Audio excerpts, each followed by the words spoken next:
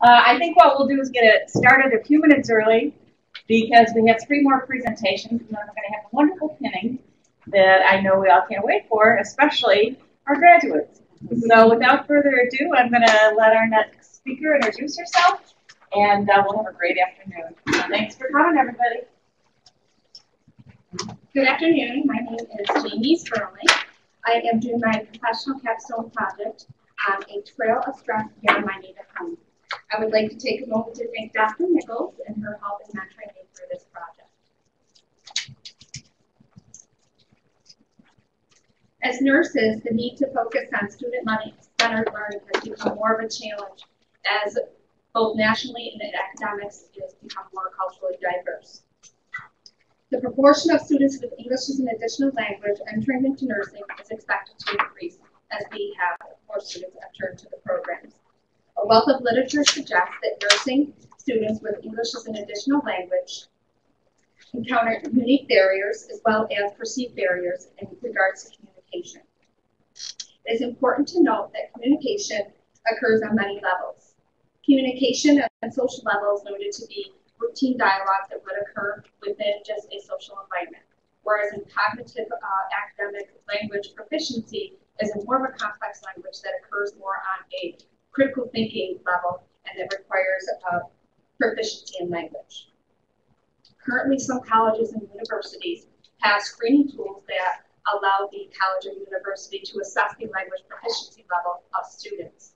However, there is not a tool yet that exists that assesses the language proficiency of students that are going specifically into nursing school.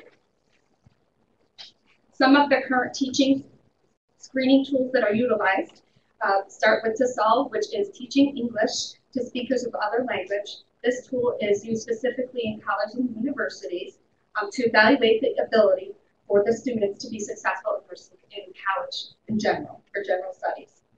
The TOEFL, which is a test of English, a foreign language standardized test, measures a student's ability or proficiency in English language specifically.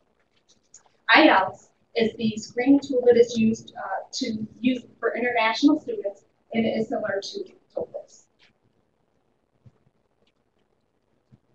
Learning difficulties for students with English as an additional language are prevalent and declared attention. Conversational and social context dialogue is markedly different than cognitively demanding conversations. These situations require language proficiency in which critical thinking or cognition is necessary. Furthermore, the literature that is going to be reviewed by the researcher underscores the importance of identifying these individuals early on so that the student can be referred for academic or language services and support as necessary. The purpose of the model that's going to be explored is the effectiveness of the application of Cummins model on students with English as an additional language that in hopes to have a decrease in attrition rates in nursing programs. Awareness that a surge of culturally diverse students exists within the academia as well as global are evident, and that we as faculty need to acknowledge that these students are not traditional. The research question hypothesis that drove the study assumed nursing students in an upstate New York associate degree nursing program with English as an additional language have a decreased attrition rate once they are subject to the model versus those who are not. The PICO statement that was utilized to undertake this study would be the first semester, first year students in an associate degree nursing program that have English as an additional language. This would be undertaken at Finger Lakes Health College of Nursing, which the researcher is currently employing. The instrument that would be used would be application of the Cummins model, and the control group would not be subject to the Cummins model. The outcome that is proposed by the researcher would be those that are exposed to the Cummins model would have a decrease in attrition rate.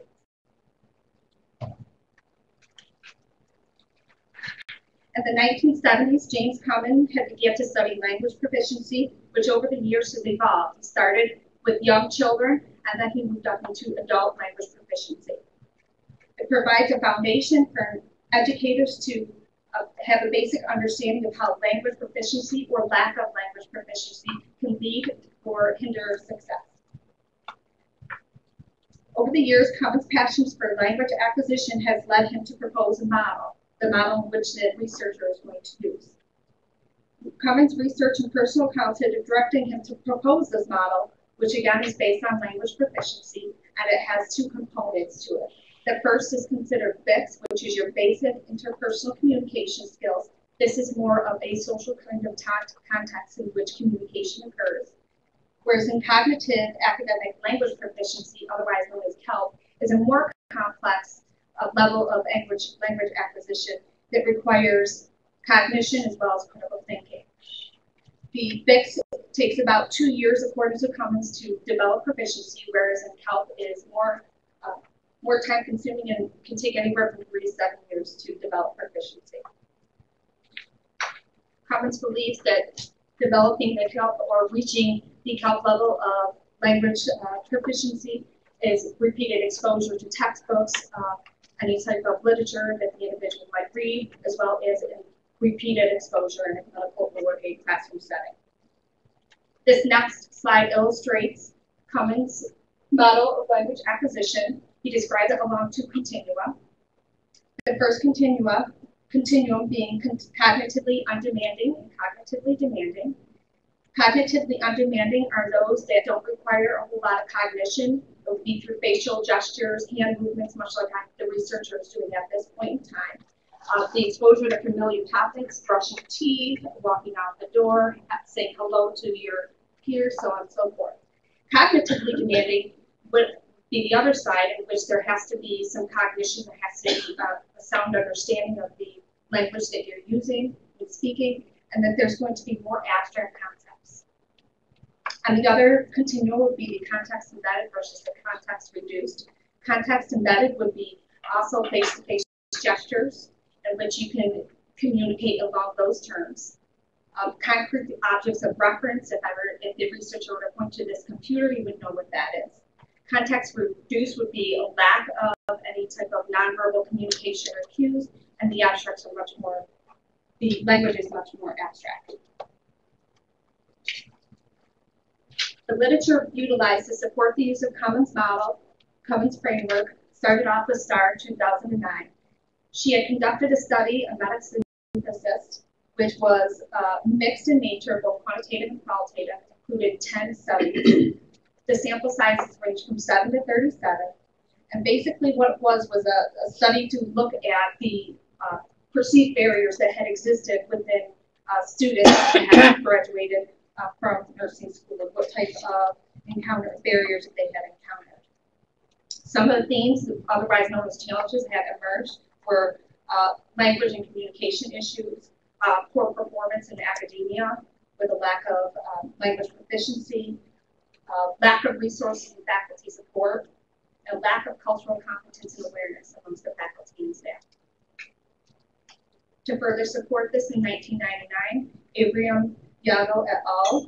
Had conducted a specific study based on Cummins' model, which Abraham et al. Had were convinced that the framework that Cummins had utilized would facilitate those students in nursing programs to be successful. And throughout this literature review, there were strategies that were identified that facilitate the learning process based on Cummins' model with those continua in mind. Then in 2003, Jack and Gouda had conducted a pilot study that was a template model, which again was based on Cummins' theory, model of language acquisition. And what it was there was one student that was from China. So the sample size was very small, it's only one. The one student was subject to 10 tutorial sessions, first semester student. Each session was 1 hour long. The session was divided into 4 different exercises. Each exercise was geared to develop her language proficiency. And what was noted within the study was that at week 1, when the student was tested for language proficiency skills, the nurse tutor had determined her to be 25% successful in language proficiency. After being subjected to the 10 weeks of the tutorial session, which included those 4 exercises each week for 1 hour, she was deemed to be 40% more language proficient, according to the nurse tutor, which this speaks of success. Another theme that emerged throughout the review of literature was perception of both student and faculty in terms of success. In 2006, Amaro et al. Had conducted a retrospective study, which was qualitative in design, and it spoke to culturally diverse nursing students who had gone through a nursing program, had graduated, and had become RNs. So the author sought out to seek the perceptions of what these students had encountered, or these nurses had encountered when they were students. The study identified that, of course, there were varied ethnic backgrounds, that personal needs, language, and academic and cultural needs were not met, and that faculty awareness and competency was evidently a problem. There were perceptions of educational barriers, and then ultimately strategies to promote retention and recruitment. Then in 2010, Junius et al. Had conducted a study, qualitative in design, at the Texas Women's University College of Nursing. The authors of this study declared that research continues to support the reality that minority students are at high rate for attrition from nursing programs. Spoke of the higher level of stress that these unique students encounter, as well as perceived barriers. The authors recognize that these EAL students have unique needs, and the stressors for these students need to be addressed. There was an instrument that's utilized to acknowledge the perceptions based on what the students perceive to be barriers. What was noted was there was lack of accommodation for these unique students amongst the faculty and the student, and that these needed to be addressed. Communication issues as well as language issues were emerging themes as well throughout the article. The authors mentioned that these issues have been identified in previous literature, further supporting the need to promote some strategies. But overall, the desire to be accepted. Some of these individuals had spoke of quotes within the article that they felt ostracized, that they were not, their unique needs were not met, and that they wanted to be accepted not only by their faculty, but by their peers. In 1997, Gilliland, Bernier, and Chase had conducted a study that examined the difference in perceptions between faculty and staff in terms of what type of support systems exist for these unique students. There was a Likert-type questionnaire that was given, and what had yielded, what the response had yielded, that there were gross differences between what faculty thought they offered for support, as well as what the students thought they had received, in meeting the unique needs of these students.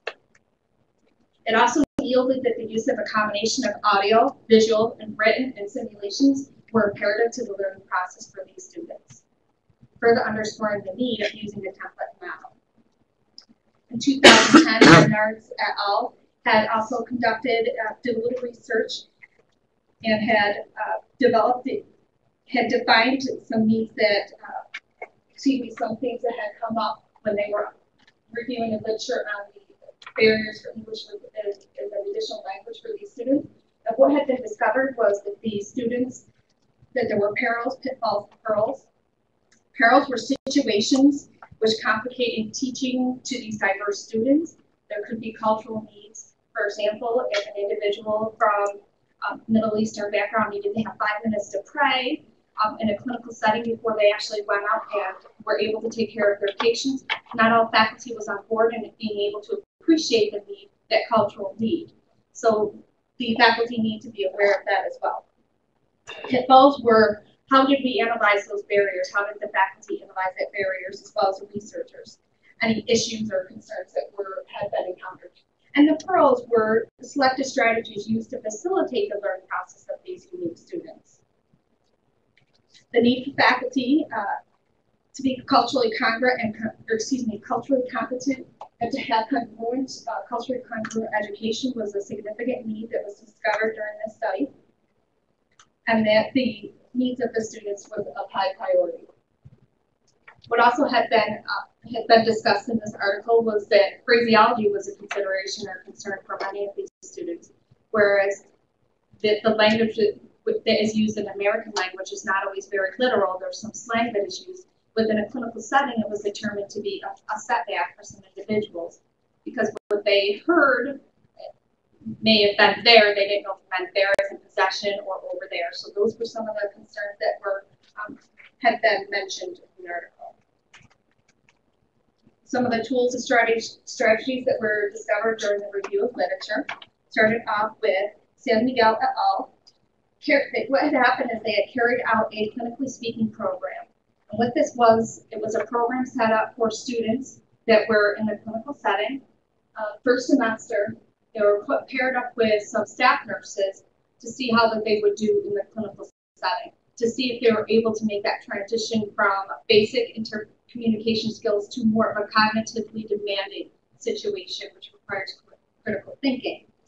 What was discovered through that is that linguistics and phraseology were a big concern, and that throughout the time on the floor, the placement on the floor, the tutors that were, the principal investigator that was there had to actually go in and intervene and try to identify any issues that maybe were occurring in the unit at the time. The major aim for the study was to see what the long-term effects of this clinical placement was for these students. And that overall, these students were pleased with what they had seen on the floor, but had recognized that there needed to be some strategies and support systems that needed to exist. In 2008, Samuelson et al. Had conducted a study in Australia, qualitative in nature, sample size of 273. The students were invited to take part in the study to answer the questions for English language acculturation scale. What this is a scale to determine whether or not these individuals have been able to acculturate within the clinical setting. And one of the other aims of the study was to determine whether or not there was a positive correlation between increased language acculturation skills and academic performance. And although it's not set in stone, the evidence does suggest that those that are more acculturated to English language do perform better clinically, as well as academically. So further supported the need to achieve the cognitive academic language proficiency level of communication. In summary, the review of literature was helpful in answering the research question. Recurrent themes were noted throughout the review. The significance of acknowledging that there are perceived barriers and a lack of cultural competency among staff was a theme that had emerged many times.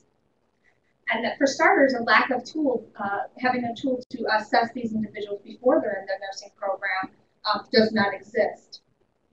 It is also important to note that there are unique stressors and perceived barriers among these students. And then the importance of assessment of language proficiency and implementing strategies and instruments that have been read throughout the evidence, it would be helpful. Increased language acculturation skills has been correlated with having increased academic performance. And then most importantly, that language proficiency improves the success rate, which ultimately will decrease the attrition rate in answering the researcher's question. How could this be applied to practice? Well, addressing the learning needs of the EAL student is proposed within this pilot study to yield these certain results, which would be decrease in attrition rate for students with the application of this proposed pilot study. It would also identify strategies to promote success for these unique students' needs, and then to bolster cultural competence amongst faculty and staff.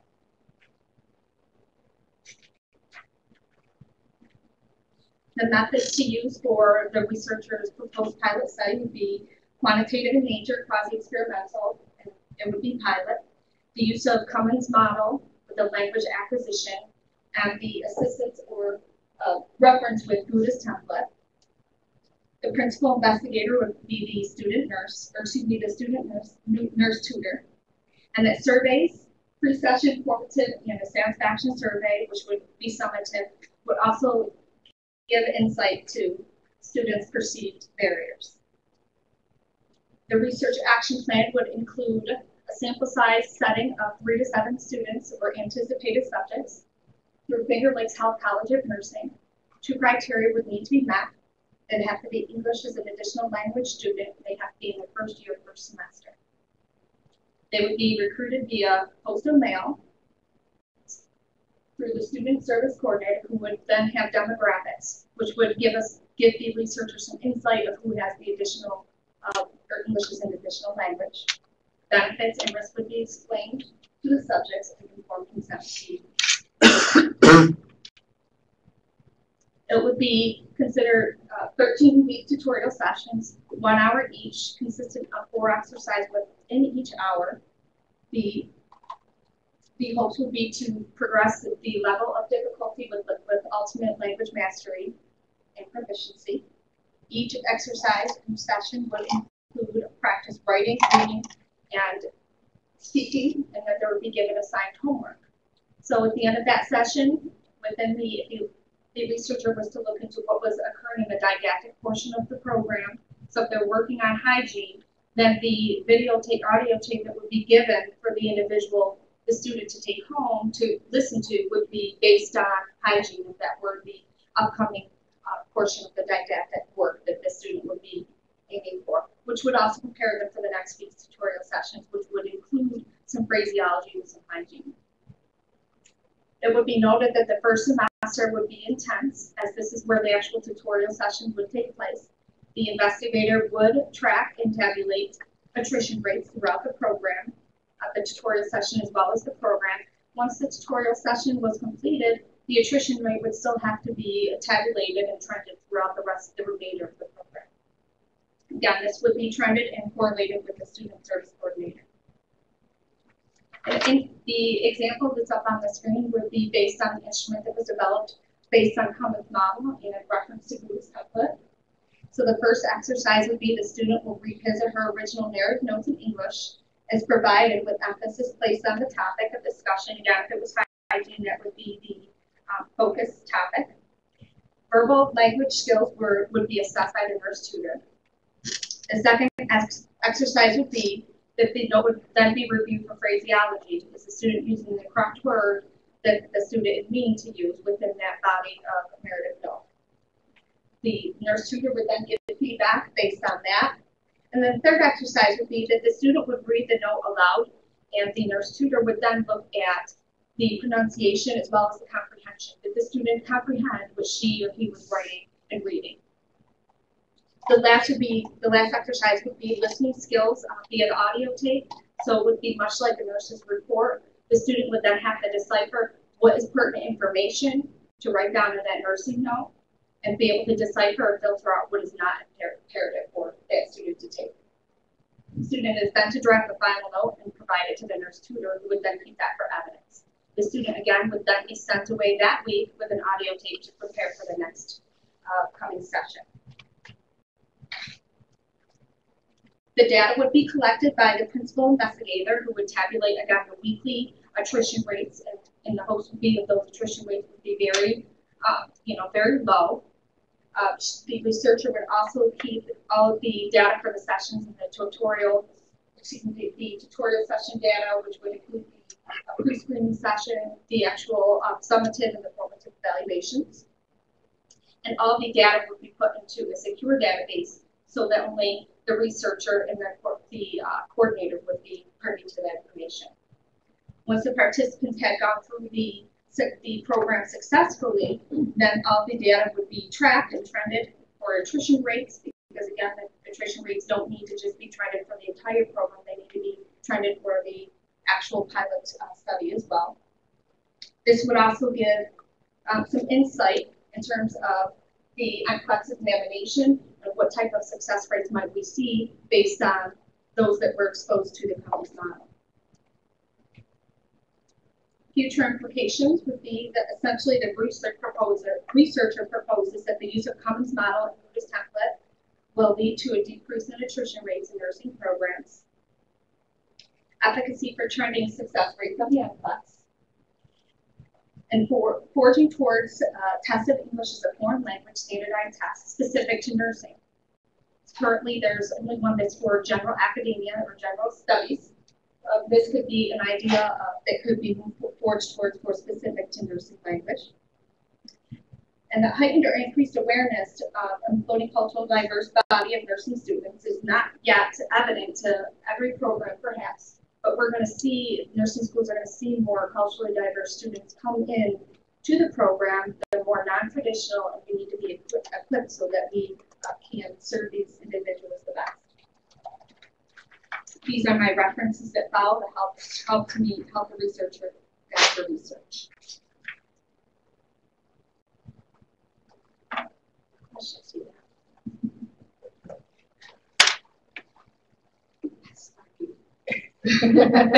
We'll just see if anybody else had questions. Number one, it's a huge topic, and it's huge on every campus here in the world, because right now we have a lot of exchange students, especially coming from China, and that's why the president was so interested in what you were doing, because we run into those problems all the time. Yes. Now, what personal things have you done to maybe even test this with one or two people? I have not done any personal investigation yet, meaning the college itself where I work now. I have not. Because I know you do have students as English as a second language. We do. What we have done is, if we identify that there's an issue, we have sent them to other learning services, support services like Sylvan, which has indicated that these individuals don't have a learning issue, but it could be more of a language issue. So we're kind of stagnant right now, and that's why we need to push to develop either a screening tool would be fantastic, so that we can identify these individuals, so that we can provide support services for them. At this time, we don't, unfortunately. So do most of your students take TOEFL before they come in, so there's no score as to what their English language skills are before they get into the program? They're not. What has happened in the past, and there's been a change within our system, we used to interview the students, not us, I'm sorry, the dean would interview the student. And again, that would be more of on a basic interpersonal communication level. So the problem there lies in where you're not able to assess their language proficiency. And do they have that? Do they grasp that higher level of complex communication that is required to survive nursing school? We do not yet have a tool. So that's what I'm hoping to. That would be interesting if you had not only a verbal type exam, but also a written type exam, because they run into major difficulties if they don't understand the language, trying to do any type of critical thinking and then documenting it. That is a real snafu. It is. We had attempted to look into a screening tool, but it wasn't specific to language. It was more specific to you survive academics. Right. I do think there are tools out there that, I mean, you talked about your theory and your basis and what they use, but I do think there's specific tools for nursing. Yes, that would be nice. I didn't find anything right away in my research. Doesn't mean that it doesn't exist. Right. But it wasn't, didn't hit me hard. Because I think we're running into this more and more throughout the nation, not only in the nursing programs, but all colleges. Definitely. Good job. I just have one comment, is that I have a friend that I worked with for many years who was a nurse that came over from Panama and has tried unsuccessfully to get her license probably 4 times now. Has gone through and taken the Kaplan courses and everything. The problem doesn't lie in what she doesn't know. She could sit and communicate back and forth and have as much knowledge on nursing topics as anybody else. The problem lies in her ability to understand the written question on the NCLEX. Now, NCLEX is saying now that they have culturally competent tests that don't discriminate between, but yet she's been unsuccessful in that bearing out as true. Yes. For it. So it's going to be a big problem not only from the point of learning, but from the point of that success rate when you get to NCLEXs. If they haven't held up their end of the deal, it does. You can do all this you want. You can get them through nursing school, but passing the NCLEX is still going to be an issue. Yes. Right. It is huge, and it's an upcoming topic that is going to demand much more attention. You know, as we become more diverse and we have we're already seeing it in some of the college settings, not so specific to language, but look at Keuka. You guys have developed an ASAP program to meet the needs of unique individuals, and we are all unique individuals because we are working individuals that can't just go to a traditional program or choose not to. So there has to be some flexibility. So that has been identified. Now we need to move one step further and recognize that we need to adapt or make it more flexible for those individuals that do have those barriers and being able to reach that. Welcome. Very good.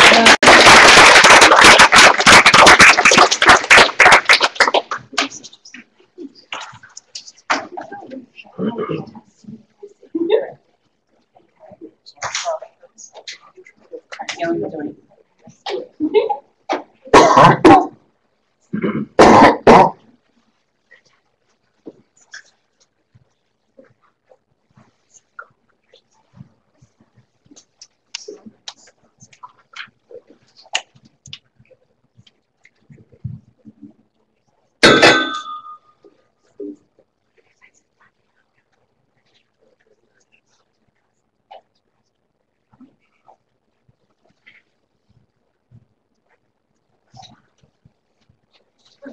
And our next presenter will be Michelle McMullen. Hi, I'm Michelle. I did my study on the experiences of graduate nurses during the first year of nursing practice. I'd like to take a moment and thank my mentor, Dr. Lynn Nichols. Thank you very much for all your help.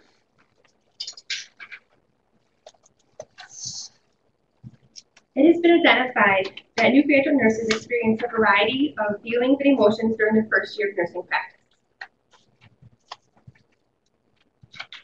The problem is the difficulties the new graduates experience in the transition period from nursing school to nursing practice.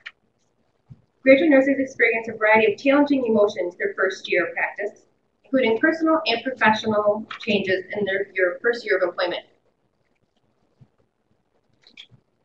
The importance of this study is to gain insight into the emotions and feelings of new graduate nurses. The knowledge gained may be an avenue to assist graduate nurses with this difficult journey of becoming a competent registered nurse. Hospital-based nurse educators have a great opportunity to guide and advocate for new graduate nurses. The research question for this study is the following. What are the experiences of a registered nurse employed at a medical surgical hospital in a large teaching hospital during their transition from graduate nurse to competent registered nurse? Dr. built upon Kramer's reality shock theory and used it for new graduate nurses. Kramer's reality shock theory states the discovery that school-bred values conflicts with world values. Dr. created transition shock theory to show the emotional changes and experience new graduates endure the first year of practice. Dr.'s transition shock theory states, transition shock represents the initial reaction by new nurses to the experience of moving from the protected environment of academia to the unfamiliar context of professional nursing practice. Transition shock is presented here as the most immediate, acute, and dramatic stage in the process of professional role adaptation for the new graduate nurse. This is one of the models of Dr.'s theoretical framework. The first part is the beginning of practice to the year end of practice. And here, the very beginning orientation, and the new graduates are doing. They're doing tasks that they've been told to do. Pass your meds, do your assessments, document. They're just doing, going through the motions. As they're having some self-doubt, they're questioning their career, they're questioning every move they make, and they're in crisis. And as the end of the year comes, recovering from their crisis, they're exploring more into their career, and they're accepting, and they're realizing what they're doing and why they're doing it. This is another model that Dr. created. It has 4 quadrants. The top one is responsibilities, and this has responsibilities from work, home, leadership delegation, being able to delegate. The bottom over here is stress and roles in life roles that are changing. They've now grown up if they're in a traditional program. They're now a registered nurse. They may be their breadwinner, and they may have all kinds of different role transitions. They have knowledge changes or lack of knowledge from being a student to registered nurse, graduate nurse, and then they have relationship changes in professional world and in their personal world. For literature review, in 2009, Doucher states the journey of transition shock for the graduate nurse is often stressful, frustrating, and at times discouraging.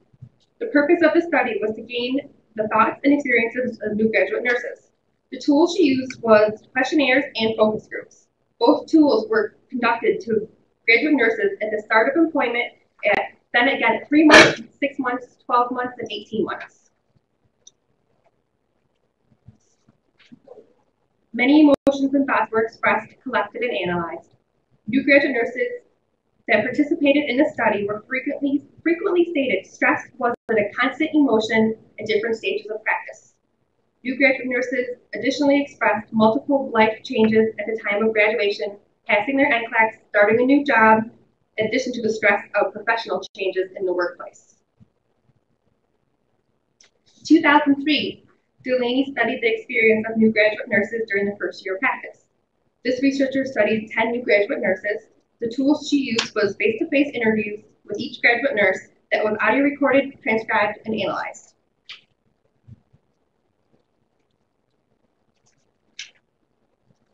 The 10 emotions that were expressed from the data are the following: mixed emotions, preceptor availability, welcome to the real world, stressed out and overwhelmed, learning the system and culture shock, not ready for death and dying, dancing to their own rhythm, stepping back to see the view, the power of nursing, and they're ready to fly solo.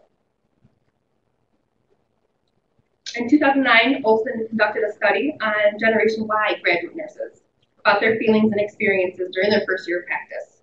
Generation Y is a term coined to describe an individual born between 1980 and 1999. It is noted in the literature that millennials, that's also a term used for Generation Ys, have multitasking abilities beyond any other previous generation. Millennials are technology savvy beyond any other generation in the current workforce.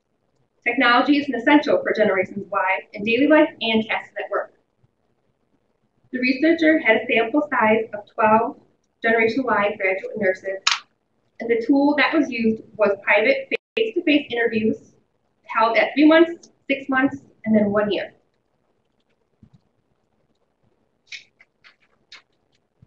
The analyzed data from Olson showed 4 repeating themes of thoughts and emotions from the millennial graduate nurses. The themes are being in unfamiliar surroundings, being out of the blue, eye-opening experiences, finding my voice, and am I doing okay? Olson had not come across this am I doing okay experience before previous research. The millennials, according to Olson, preferred to receive communication of their performance ability earlier than the end of the year evaluation. The study highlights the desired level of increased communication needs by Generation Ys. Olson said this may be related to the world of increasing communication and technology.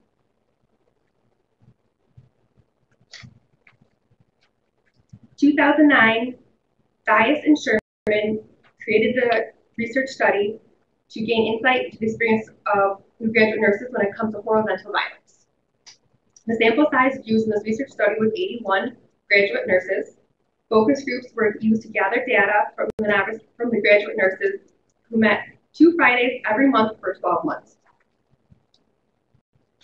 The large theme that came from their data was this horizontal violence. Horizontal violence is defined as any act of aggression demonstrated by a colleague and is inclusive of emotional, physical, verbal threats, as well as innuendos or criticism.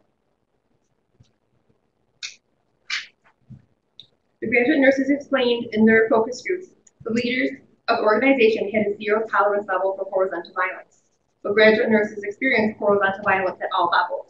Some graduate nurses experienced horizontal violence by witnessing it between providers and nurses, provider to provider, or were victims of horizontal violence themselves. In the research data, a graduate nurse refers to other nurses saying, they talk about the night shift, they talk about the day shift, they talk about you, they're just plain mean. Nurse educators are an excellent resource off the patient care unit to ask for assistance and guidance. Summary of evidence. There's repeating thoughts and emotions. Examples are stress, being overwhelmed, learning a new environment, eye-opening experiences, finding my voice, dancing to my own rhythm, looking back, enjoying the view, and ready to fly solo. A new graduate nurse has overcome many emotional obstacles to become a confident registered nurse. The research study asked the question, what are the experiences of a registered nurse employed on a medical surgical unit in a large teaching hospital during their transition from graduate nurse to confident registered nurse? The research study provides insight into the experiences and thoughts of new graduate nurses during the first year of nursing practice.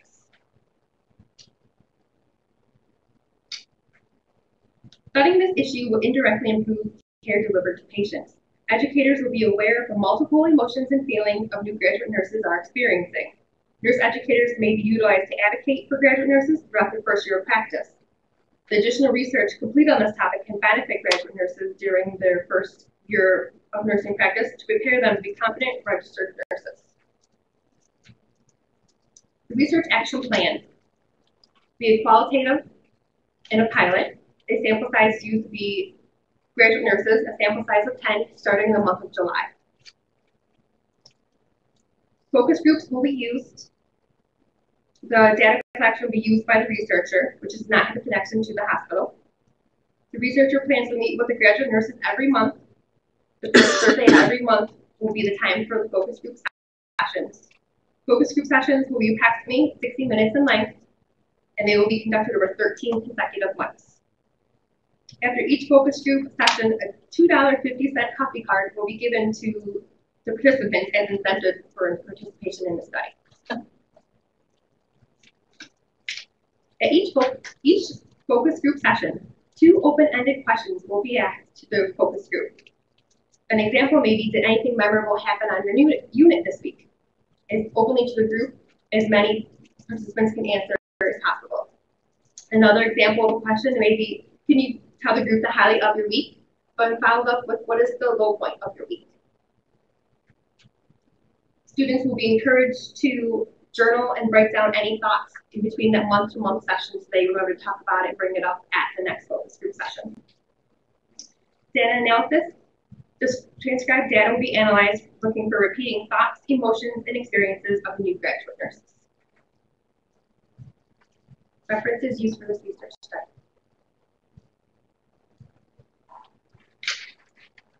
Questions?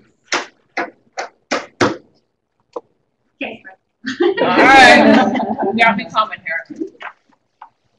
First of all, I like the idea of taking off from our reality shock theory and really looking at it in 3 sections and what happens after a year. I know that everybody is aware of what the IO1 report is saying, that when students first get out of school, they really need to have a mentorship for a year. This really goes right along with the theory that you have it based on, which is really, really good. But I think what I would do is probably also look at the IOM report because of the significance that it plays with the study, which is very, very critical. Now, in terms of your Generation Y, yes, in some of the theories related to that, they want immediate feedback because the technology has always provided them with that. Right. So that's and why. that's all that they know. So right. We have always had instant communication being Generation Yers, which I am. So to have feedback, to wait a year for the feedback is very difficult. Now, Mike, yeah, that would fly with most Generation Y people. No. That would not fly at all. Now, my one question is when you talk about horizontal violence, okay, are you talking about nurses eating their young? Nurses eating their young, and then providers to nurses, and then nurses just sort of eating everybody who gets in their path. Yes. Yeah, everybody. You're just waiting. You're newly on the unit. You just wait and see what happens, and working the night shift. You're going to have all these horror stories and yada yada yada. Yeah. So that's what you're considering as horizontal violence. Yes. Okay. By the definition, yeah. So it's just nurses eating their young is probably the main prime example, but it's also 2 doctors, being rude to nurses and undermining them and screaming at them and having a chip off their shoulder. 2 nurses having a chip off their shoulder for anybody else who's works with them, environmental service or dietary. We can all learn to work better together, and I think that was sort of the thing that new graduates saw. Was in school we learned we're equal, we work together, we're a team, and you get on the unit, and it's not always like that. So what would your recommendations be in terms of putting this to use, even if you didn't do the study? I think gaining the insight and learning what new graduates are feeling so we can educate them. This is normal. You're going to feel this. You're going to feel that. You are going to start questioning yourself, and that's part of the process, and that's normal. But there is light at the end of the tunnel. You can't see it now, but there is there. So just so we can educate them and prepare them a little bit better, I think that may benefit nursing and the individual person. Did you have Kramer in school? I believe we touched on it, but we really didn't go into detail. Yeah. Because a lot of that's part of the curriculum in a lot of the educational schools, whether it's AB or diploma or baccalaureate, talking about what happens when you get into the workplace as your first employment job, and wow, it's going to be honeymoon, and I'm getting all this money, and then it's going to be like, shock, why in the world did I ever do this? Yeah. And you know, you finally get to the point where you're okay, but a lot of people don't make it to the okay And level. that's sort of like doctor transition shock theory. She built upon that and made it more towards nursing, especially brand new nurses. So I really like that about her theory. Did you read the latest statistics in terms of what the percentage of turnover is within the first year of new hires? And one study I did, and I thought it was up to 25%, Right. but Lynn and I discussed things, and she said not to bring it up for the paper because it really wasn't relevant at this time. Okay. Well, it's very high, and institutions are looking at what it costs to orient per orientee based on how many people they leave in the first year, and it's a huge, huge cost. So it's something that really needs more research and recommendations, and that's one of the things for the IOM. So. Yeah. I just wonder in your research if you came across anything related to education for the preceptor and or mentor for these I've read about some of the nurses. articles, but I didn't go too much into it, that they want preceptors to take precepting classes and have only 1 or 2 preceptors precept a graduate nurse, so that way they have some consistency. I didn't go too much into it, but that's definitely they're looking into.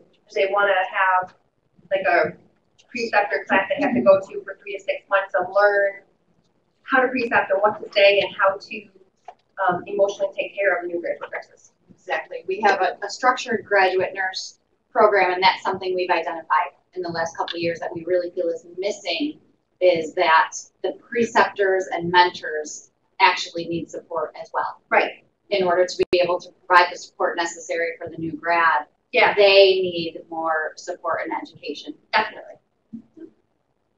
Just to throw this out there, there is grant money available if you search for the preceptor programs.